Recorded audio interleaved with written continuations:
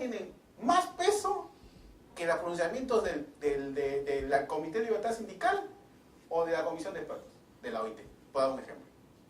Entonces, esas son respuestas que se vienen dando. Okay. Pero sigamos, nos quedan, estamos en el segundo recién. ¿Cuáles han sido los mecanismos que desde el derecho se han planteado para resolver este problema? Y es apelar a la idea de la actividad principal, ¿no es así? Oiga, lo normal es que, o lo normal, era lo normal, porque ya tampoco lo es, era que la empresa resguardase o se quedase con la actividad principal. Y las actividades complementarias y suplementarias se externalizaban, ¿no? Esa era la idea. Eso ya desapareció. Ya les digo el ejemplo de esta empresa multinacional. Pregunto, esta empresa multinacional que ha externalizado todo y que en realidad es un pequeño, y es real, ¿ah? No les estoy mintiendo, ¿ah? Se habla de las empresas hasta virtuales. Tienen un piso de una oficina, de una serie de oficinas en un edificio en Frankfurt. Y desde ahí controlan todo. Ellos hacen la actividad principal. No es la prenda de vestir la actividad principal. Se desfiguran, ¿es así? Pero apelando a la actividad principal, el derecho se ha planteado dos tipos de respuestas. Uno es ilegalizar, ¿no es así?, determinados supuestos de contratación de trabajadores en descentralización productiva. ¿Cómo cuáles? Lo que nosotros conocemos con la cesión de trabajadores, ¿no? ¿Recuerdan las cooperativas de trabajadores, la empresa de servicio? Si ustedes revisan las primeras normas que se dictaron con Fujimori, antes del golpe de Estado, fueron justamente esas, las que permitían que los cooperativistas y las service pudieran hacer las mismas actividades que los trabajadores normales, digamos, de la empresa, ¿no es así? Ya. Entonces, eso se llama cesión de trabajadores. En la mayoría de los países se le legaliza. En nuestro país solo pasó después que regresamos a la democracia. Desde mi punto de vista, no vivimos en los 90 en la democracia. Bueno. Bien, esa es una respuesta. Ilegalizar este tipo de contrataciones. Y como ya di el ejemplo, Ecuador ha planteado que no cabe la tercerización. No, está terminantemente prohibida. Son tipos de respuestas. Una segunda respuesta, que es la que muchas veces se discute aquí en nuestros países, es extender la responsabilidad civil de la empresa principal o de la empresa matriz respecto a los trabajadores, ¿no? Y hay todo ese proceso que es la legislación que nosotros tenemos, ¿no? Entonces la idea es, esa empresa principal debe ser responsable de esas obligaciones laborales. Por eso se le exige, ¿no es así?, de que si va a subcontratar tiene que estar seguro de que se está pagando la cuota de seguridad social, que tiene régimen de salud o higiene, etcétera, etcétera, etcétera. Esas son las dos respuestas.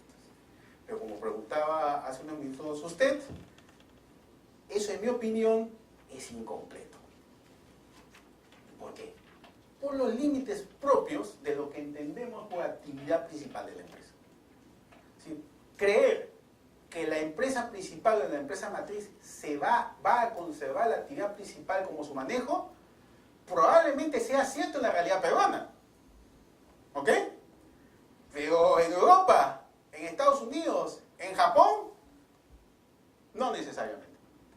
Ergo, si nos quedemos estancados con esa visión, nuestras respuestas normativas serán insuficientes a muy corto plazo. ¿Ok? Entonces, ¿qué hacemos? Yo les planteo esto, a ver si los comprendo.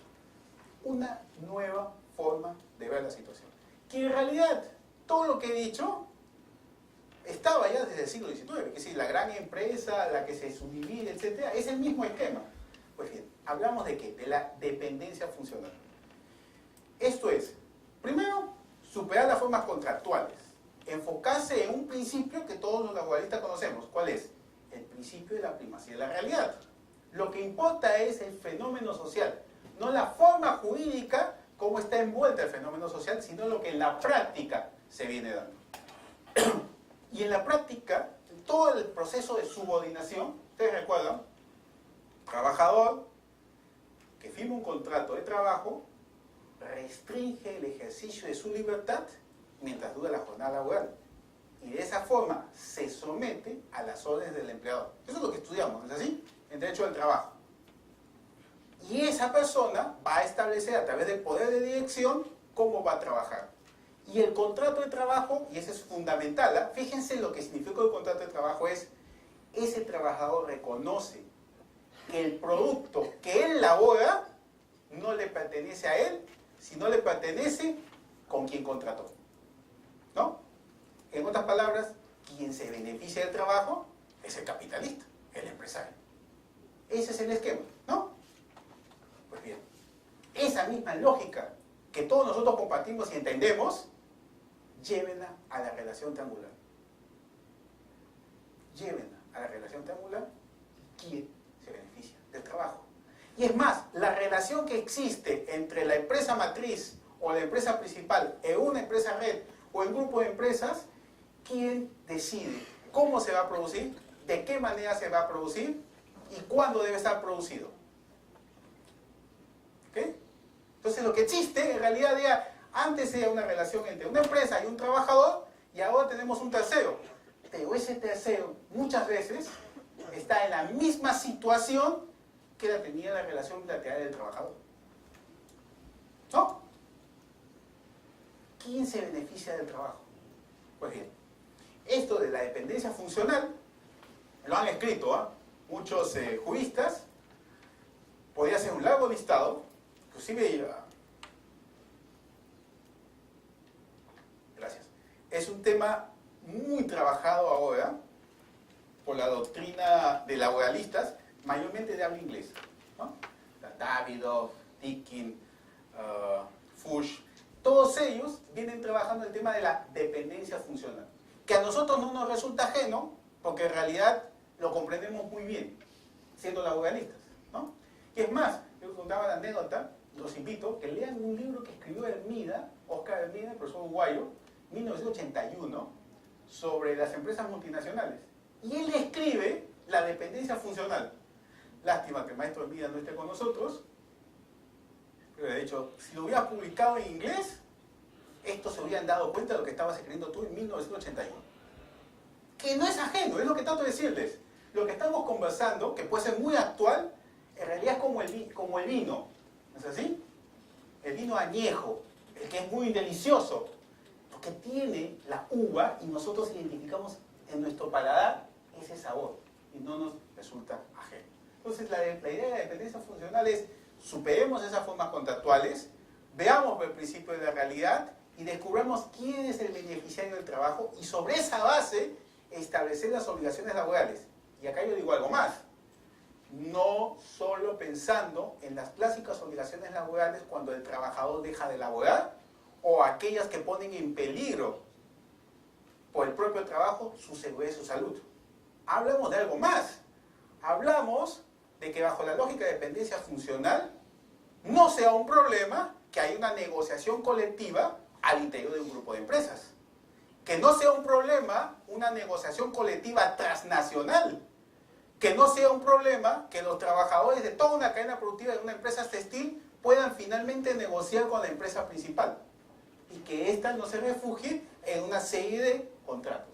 Estamos hablando de ese nivel ahora respecto a la dependencia funcional, que es cualitativamente, sin duda, distinta a aquella que solo se refugia en establecer lo que señalaba la actividad principal.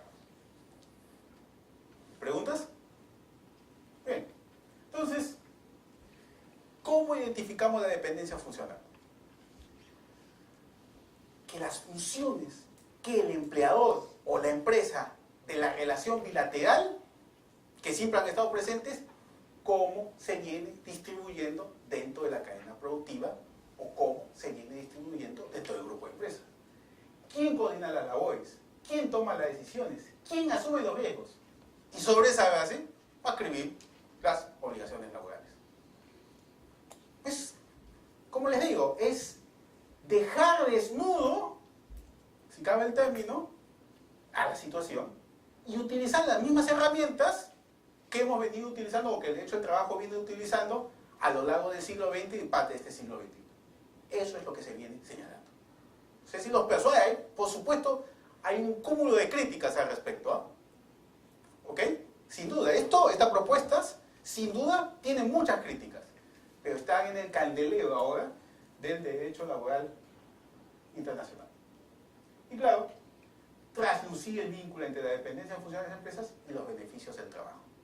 Yo les doy un ejemplo. Ustedes recordaron hace unos meses la tragedia que ocurrió en Bangladesh, en Dhaka, ¿no es así? De empresas un edificio en pésimas condiciones, con miles de trabajadores dentro, y colapsa el edificio. Mueren cientos de trabajadores, bueno, mayormente mujeres. ¿Por qué Nike, Fruit of the Loom, se me pasa alguna grande? Adidas no estaba. Umbro creo que también estaba. Bueno, ¿por qué ellos se sienten responsables? ¿Es así? Y salen a través de comunicados, aquellos que no tenían contrato con esas empresas subcontratadas en Bangladesh, de que ellos no tenían ningún tipo de relación con esas empresas. Y aquellas que sí la tenían, que asumían sus responsabilidades. ¿Por qué? Si nos aferramos a una lógica jurídica, como buen abogado que somos nosotros, decimos, no, tu contrato civil o mercantil es con esa empresa A, y él es responsable de sus trabajadores, tú no. Pero ¿por qué tuvieron que salir a la prensa internacional y decir, no, sí, nosotros en parte somos responsables, nosotros vamos a vigilar que eso no se vuelva a producir, vamos a compensar económicamente a esas familias, etcétera, etcétera? ¿Por qué? Si podían ellos utilizar este discurso jurídico que acabo de señalar. Porque hay la dependencia funcional. Porque en el mercado, si de repente nosotros no como consumidores ahora, no, que no hemos mojado como consumimos mucho, es que yo prefiero comprar una prenda de vestir de una empresa que estoy seguro que no explota a sus trabajadores. O por lo menos que no les provoca el daño como ocurrió en Bangladesh. ¿No? Entonces el consumidor tiene poder. Yo soy empresa, y no soy tonto y me doy cuenta. Si yo trato de inmediatamente aliviar la situación, reparo de alguna manera el daño. Bien. ¿Cuál es el impacto? Vamos a poner el acelerador más rápido porque solo es hasta las 8. Bueno, el impacto por supuesto es que si yo subcontrato o derivo esas cosas, traslado de riesgo, ¿no es así? Traslado de riesgo a la otra empresa o traslado de riesgo a los trabajadores autónomos. Porque yo firmo un contrato, digo, necesito que haya 1000 prendas de vestir con estas características el día tal en el puerto de Nueva York, o en el puerto de Los Ángeles, o en el puerto de Tokio, o en el puerto de Rotterdam, o en el puerto de Marsella. Ese es el contrato. Traslado de riesgo de la producción, ¿no es así? Antes, cuando yo veía que se hacía la elaboración de las prendas, yo asumía esos riesgos. Y si no los cumplía, que podía estar perdiendo, ¿no es así? Pues bien, ese es un ejemplo muy claro de cómo en la cadena productiva los riesgos se trasladan y los costos. Yo ya no necesito tener tantos trabajadores. Yo necesito solo los trabajadores que me aseguren tener el control, ¿no es así? De que estas empresas subcontratadas van a cumplir. Ya no necesito que pagar seguridad social, etcétera, etcétera. Y más todavía en los países occidentales, que es mucho más caro, ¿no es así? Ahora hasta en Alemania hay salario mínimo. Eso a la vez estratifica la producción en términos mundiales. Yo trabajo para una empresa multinacional, sin duda tengo mejores salarios y mejores condiciones de trabajo que aquel que está en la cadena productiva. Es más, cuanto más lejos por la relación entre las empresas ese trabajador se ubica, les aseguro que tiene peores condiciones de trabajo y peores salarios. Entonces se estratifica. Se estratifica entre los propios trabajadores. Si yo estoy en Europa y estoy trabajando en una empresa multinacional, muy bien, gano mejores salarios. Y no tengo necesariamente que identificarme con lo que les pasa a los trabajadores de la cadena productiva. Es más, ni siquiera necesariamente sé lo que les pasa. Perfecto. ¿No? Y eso es una estratificación. Fíjense, el profesor Bronstein, que fue funcionario de la OIT, un jurista argentino, plantea esta serie de consecuencias o un balance jurídico sobre qué es lo que ha provocado la descentralización productiva. Y él señala, ¿no? Bueno, tiene menores salarios, no cuenta con la misma seguridad en el empleo, tienen dificultades para sindicalizarse, no gozan de derechos laborales porque están contratados civilmente o mercantilmente, no tienen protección de seguridad social y los trabajadores a su vez carecen de protección a la maternidad. Cuando rebobinemos, no era que ese trabajador del modelo Toyota estaba en mejores condiciones, pero resulta de que estos trabajadores, mayormente por los estudios de Latinoamérica, no están en peores condiciones que antes. ¿Qué es lo que pasó? Si esto es una visión jurídica, ¿qué dice la visión sociológica? Y acá este es un trabajo de dos sociólogas, Iganzo y Leite, y dicen, miren, en América Latina lo que ha pasado es, primero, que ha disminuido el empleo regular concentrado. Si es el trabajador a tiempo indeterminado, se ha reducido notablemente. Hay toda una segmentación en el mercado de trabajo. Los que están dentro y los que están afuera. Lo que yo señalaba, cuando más lejos estás del proceso productivo.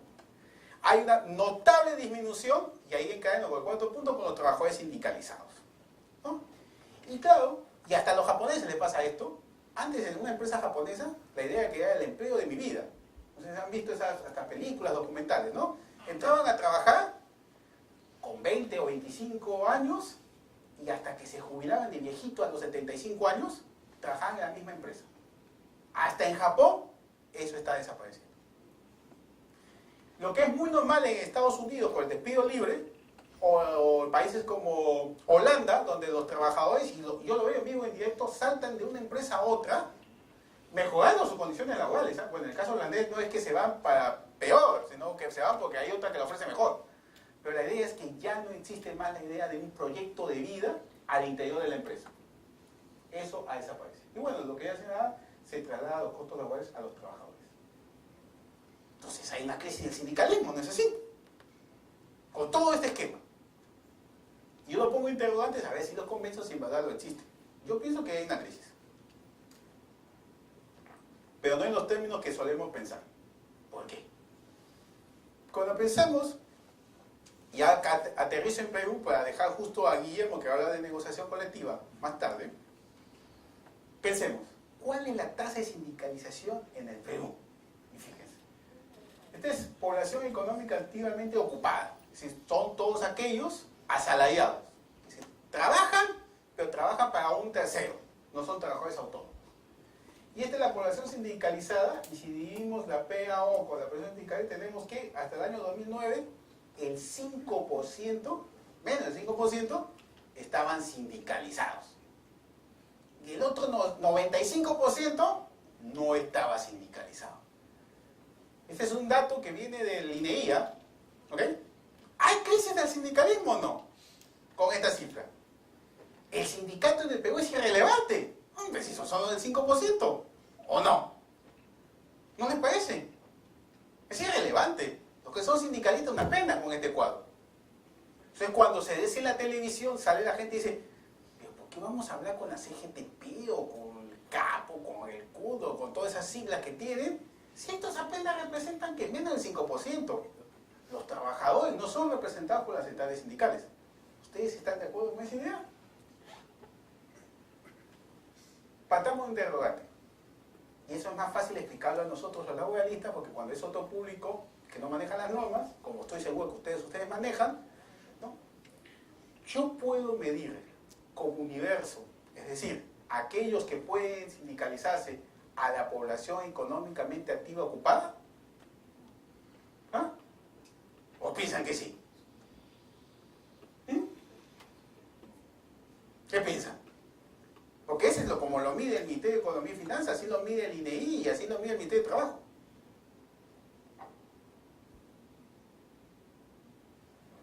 A ver. Yo propongo eso.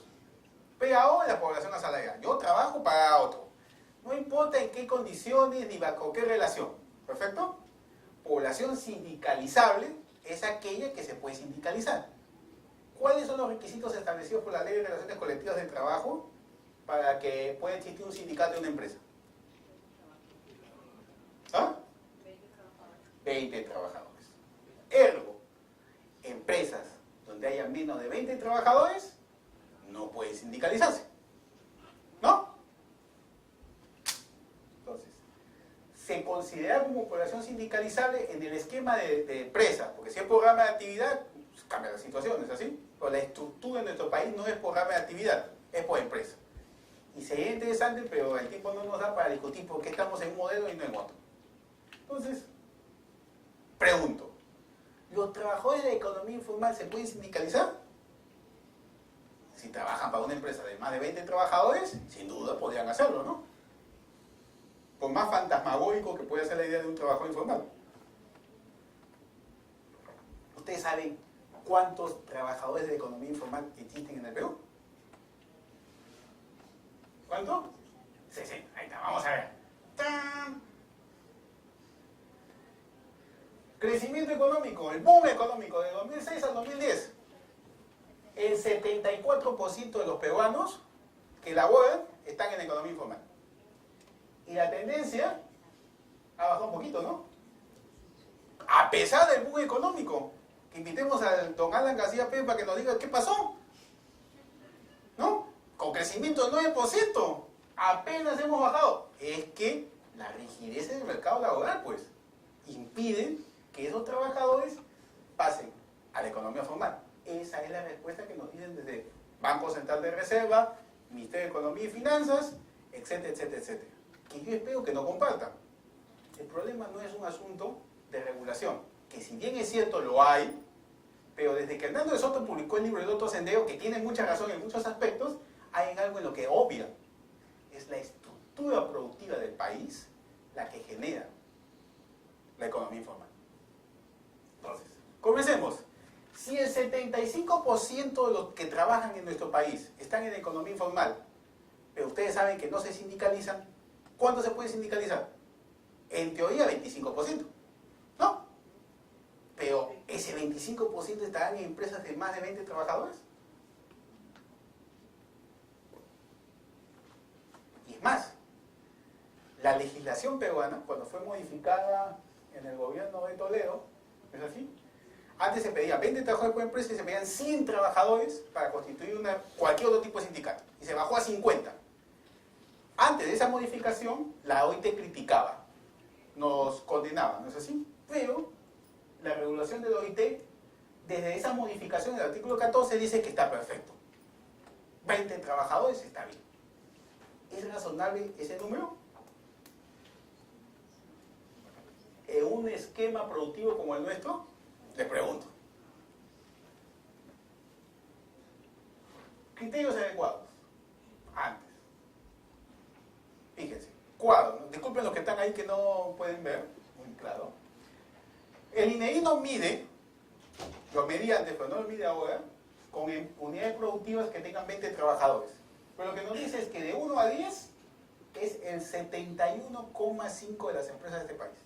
Y de 11 a 50, el 8,2, y más de 50, el 20,3. ¿Qué nos dicen estas cifras?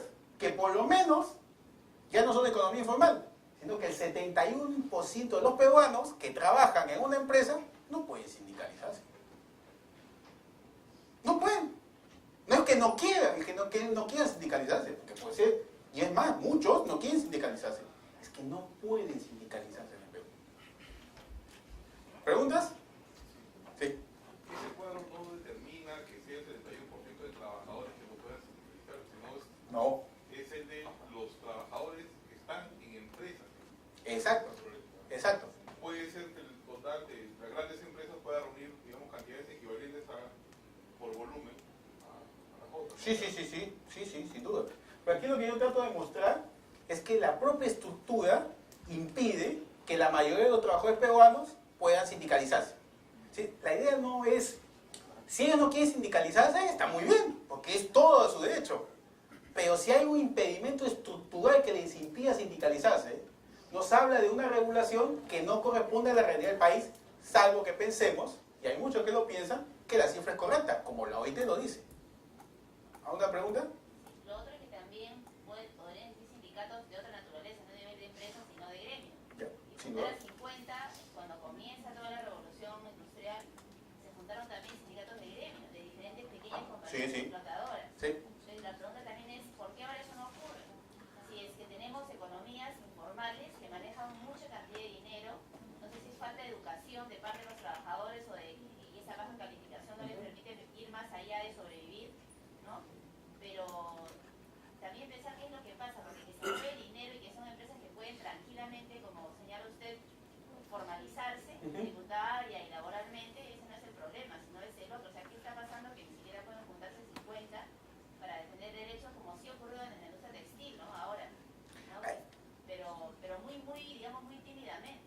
creo que hay varias respuestas, ¿no?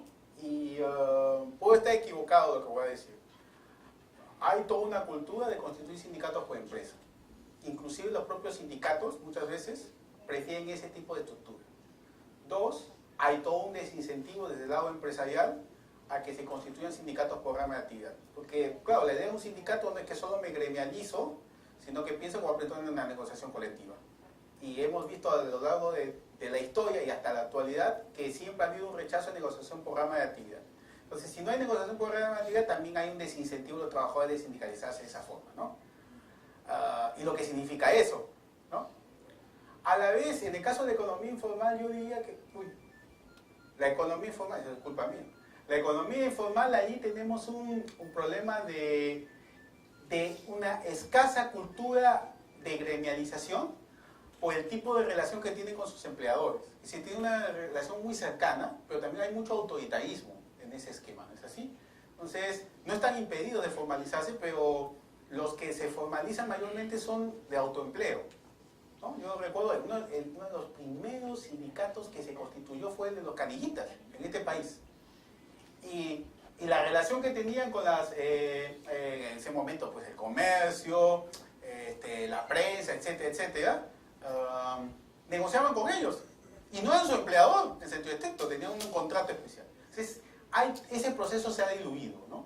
Yo creo que ha cambiado. Entonces, hay causas estructurales que imposibilitan. Y también el Estado está muy interesado que tampoco haya sindicatos por rama de actividad. Si no, veamos la huelga que tenemos ahora de los médicos del país, ¿no? Ese es un gremio. Y golpea, ¿no es así? O cuando el SUTE paga. Cuando el SUTE paga hay que huelga de verdad, ¿no? Entonces, si en cambio se está focalizado en una pequeña empresa, bueno. Yo les planteo ya casi por acabar 3 criterios. Criterios, ¿ah? ¿Cómo podemos? Lo que se dijo, promovamos una estructura sindicalizal por gremio o rama de actividad. 2, se permiten en nuestro país las coaliciones sindicales, ¿no es así? Pero las coaliciones sindicales son para el momento de la negociación. Y son 3, ¿no es así? La pregunta es por qué no le otorgamos a esas coaliciones sindicales una mayor personalidad jurídica.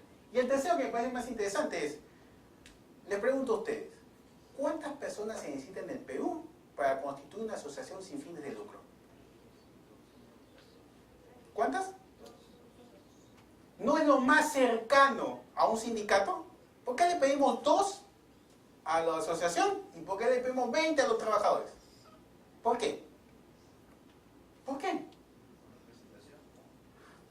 Pero si los trabajadores no tienen representación, digamos, por supuesto, yo soy amigo, me formo, cada uno forma, habrían decenas de sindicatos, ¿no es así? ¿Qué provocaría eso? La propia debilidad de atomización del movimiento sindical. Ellos mismos se estarían anulando. Lo que yo trato de decirle es, ¿por qué tenemos que desconfiar del ejercicio de los derechos fundamentales? ¿Por qué el Estado quiere tener un carácter tutelar sobre el ejercicio de un derecho fundamental? Si 2 ciudadanos peruanos pueden constituir una asociación sin fines de lucro, ¿por qué 2 trabajadores no pueden formar un sindicato? No hay, en mi opinión, argumentos jurídicos sólidos para ello. Habrá cuestiones políticas, sin duda, pero para mí no lo hay. Es más, hay países donde el número de trabajadores para constituir un sindicato es mucho menor. En países muy cercanos, Chile piden, me parece, 12 trabajadores para constituir un sindicato. Ah, bueno, hay otros países donde piden, le doy un ejemplo, Guatemala, le piden que para que constituya un sindicato de rama de actividad, tiene que ser la mitad más 1 de todos los trabajadores de la rama. Y yo les cuento algo, ni los empresarios, ni los trabajadores, ni el Estado saben cuántos trabajadores laboran en una rama de actividad. Entonces, ¿cómo pueden saber si son la mitad más 1? ¿Eh? Entonces, y ahí acabando, las nuevas formas de organizar sindicalmente. Doy 3 ejemplos. Sí, como la normativa peruana no es suficiente, y eso está claro, y los invito a revisarlo, la imaginación de los trabajadores en nuestro país es fabulosa, como la nuestra, porque somos peruanos, y si algo los peruanos nos caracterizamos es por nuestra imaginación. Claro, dentro de 20 días nos vamos a sentar en el televisor y vamos a ver el mundial a pesar que nuestra selección no juega. Y vamos a sufrir y nos vamos a enganchar con Brasil, con Argentina, con Uruguay, con quien sea. Eso es imaginación. Pues bien, la imaginación de los trabajadores ha dicho, ok, la Bacus y Johnston es un grupo de empresa. En este momento son solo 2. Es San Juan, que está en Pucallpa, y la Bacus y Johnson que se tragó a todos los demás, ¿no? A Pilsen, Callao, a Equipeña, Cusqueña, todo eso. Pues bien, ¿se puede hacer una negociación de sindicato, perdón, una negociación de grupo de empresa? Según la legislación peruana, está en silencio. En mi opinión se puede hacer, a partir del convenio 87 y 98. Salvo que este Tribunal Constitucional nos saque una sentencia, no es nuevo, sino lo de ahora, ¿no? Que no es posible. Pero bueno, ¿qué ha hecho el sindicato? El sindicato ha integrado a los otros sindicatos de Pilsen, Callao, de Equipeña, Cusqueña, los ha disuelto. Y ellos se han incorporado al sindicato de bancos. Y lograron hace 3 años un convenio colectivo con la Bacus y Johnson. Segundo ejemplo, Minas Buenaventura, éxito minero. ¿Qué pasó ahí? Las empresas contratistas, que hacían actividades complementarias o especializadas, ¿no es así?, no recibían, por supuesto, las utilidades o el repartimiento de utilidades de la empresa principal, que sí lo lograban los mineros de la propia Buenaventura. Cuando los trabajadores de las contratistas se dieron cuenta de lo que pasaba, tomaron la decisión de presentar un pliego de reclamos y se constituyó como sindicato en las empresas contratistas. Por supuesto, las empresas contratistas los desconocieron. ¿Qué hicieron los trabajadores? Cuando saben que el barco que va a llevarse los minerales llega al Callao, llega Moriendo, llega a Hilo, hicieron huelga. Y paralizaron la producción. Y Minas Buenaventura tomó la decisión a presionar a los subcontratistas y dijo no, que levanten la huelga y negocia con ellos. Levantaron la huelga y cada sindicato negoció de manera conjunta con las contratistas. Y Minas Buenaventura estaba sentado, no decía nada, por supuesto que decía, ¿no? Y llegaban a convenios colectivos. Yo los invito a que revisen los convenios colectivos, dicen lo mismo. Pero hay un convenio colectivo por cada empresa contratista. ¿Por qué? Porque la legislación peruana les hace difícil a ellos hacerlo. Pero ¿qué es lo que estoy mostrando con este ejemplo? Que hasta los contratistas, ¿no es así?, se sindicalizan y logran un convenio colectivo, a pesar de todas las condiciones. Y el tercer ejemplo es este Telefónica y no solo Telefónica, sino que un grupo de empresa, dentro de un grupo de empresa, un sindicato de rama de actividad quiere negociar por cada una de las bases. Conclusiones. Primero, la empresa red y el grupo de empresa son los tipos de empresas predominantes en la globalización económica. Estamos hablando de una visión mundial, global. No solo en el Perú probablemente las unidades productivas se seguían caracterizando por tratar de tener el control absoluto de todo el proceso productivo. Bueno, en el extranjero eso no ocurre así. En segundo, lo que es hegemónico es la producción flexible. No más el modelo taylorista-fordista. Lo que asistimos ahora desde la flexibilización laboral es una conformación de un nuevo derecho que se llama derecho flexible del trabajo. El derecho del trabajo clásico que nosotros estudiamos cada vez más se disuelve, cada vez más se desvanece por la relación triangular que he señalado que resulta ser predominante ahora en la actualidad, por lo menos en los países del capitalismo maduro. Esto sin duda tiene un impacto negativo, como hemos visto, sobre los trabajadores y sobre los sindicatos. Pero, ya hablando del Perú, hablar de una crisis sindical me parece cierta. Pero reducir el análisis al clásico discurso de que los trabajadores no se sindicalizan en el Perú me parece equivocado. En realidad es una incompleta lectura de la crisis sindical. Muchas gracias.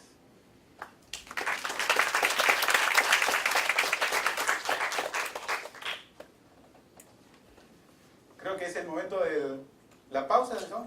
Unos minutos. Sí, vamos a pasar al break para empezar.